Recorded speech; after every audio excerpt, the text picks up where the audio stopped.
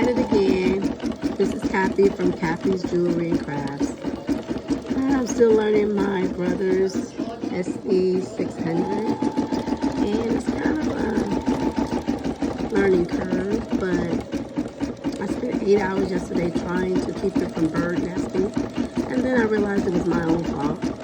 I had stopped hooping the same way I had been hooping, and I was putting the stabilizer behind the hoop instead of with the fabric, and so I couldn't get it tight.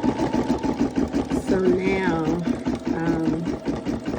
I just went to bed, said I'll try it fresh today, and I did. So I'm doing this little cat in a cup, and I'm on like the 7th.